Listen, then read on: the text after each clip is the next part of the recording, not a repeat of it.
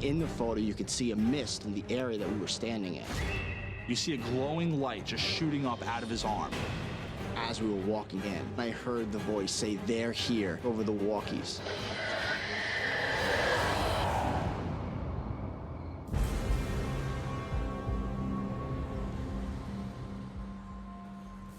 My ghost story began on a creepy night at Mount Misery Road. Me and Chris met up about a year and a half ago. We had a common interest with the paranormal and history on Long Island. We learned about some haunted locations on the island, and Mount Misery Road came up. One of the legends with the site Mount Misery is a woman named Mary.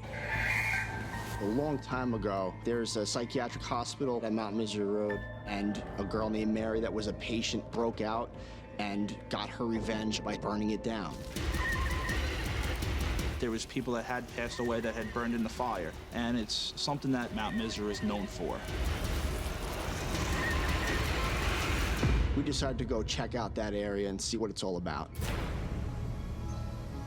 When you arrive at Mount Misery, there's some streetlights, but as you walk in, the streetlights start to dim out. It's a wooded location. There's no noises, there's no light, there's nothing. You're completely swallowed in darkness.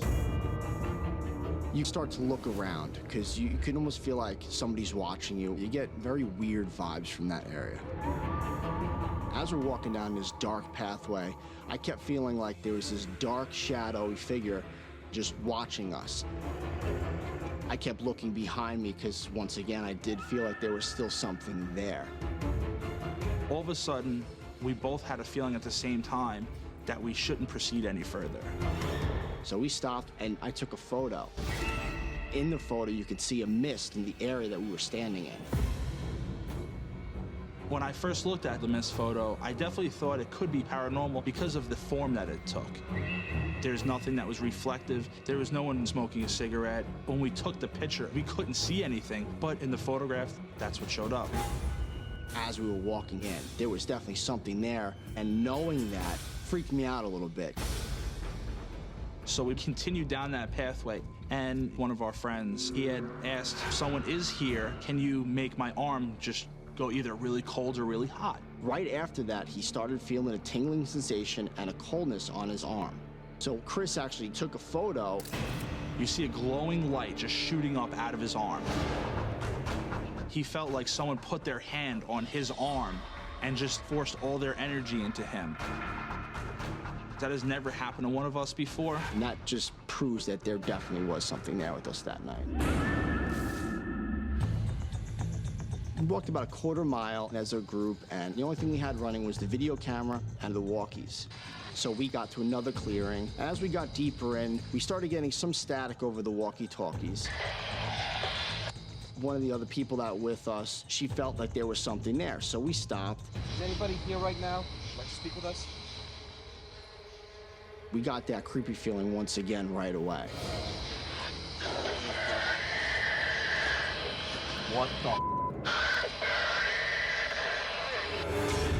My first reaction to when I heard the voice say, "They're here," was, holy crap, like, is this talking about us coming in? The walkie-talkies that we use, when we call each other, they beep. And when this thing came over the walkies, they didn't beep at all. That sounds like it's maybe a spirit or an entity talking to other spirits or entities. And it said it twice, and it was very creepy. What the? Keep on. Record doing your piece right here, right now. I was fearful at that time. If I do go further, is something gonna pop out at me?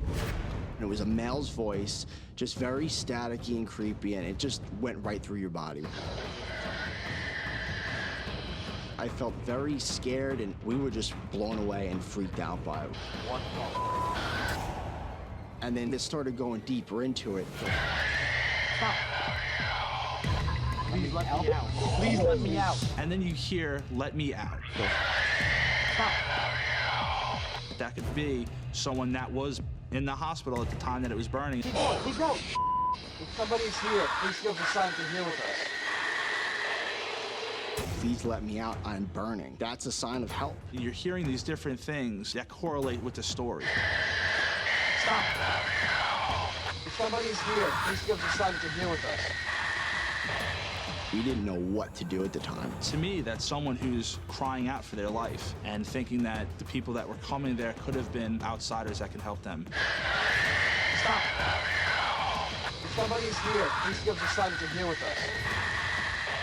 It's kind of an adrenaline rush, and at the same time, it's semi like fear. You want to run away, but then again, you want to stay and you want to see, all right, what is going to happen next? Stop where you are. Remember woman, that freaked me out because that could be an entity that was from the abandoned hospital, and that Mary story is true. She did break out and burn down the hospital. It could be a spirit or entity that was in the fire who had died at the location. That patient's trying to let us know what happened that day by saying, remember woman. Stop where you are. It was bone chilling. It's not just saying anything randomly, it's telling you, remember the woman. Stop where you are. And that was the intense moment of the entire night. We didn't want to freak each other out, but when we left that site, we looked at each other and we were like, that was the craziest thing I've ever experienced in my life. I definitely think that there is something there that has left this world. There's a lot of evidence. If you can't believe that, then go there for yourself. It's definitely put a different aspect in what I believe is out there. It's really creepy, it's really freaky, and it's an experience I'll never forget.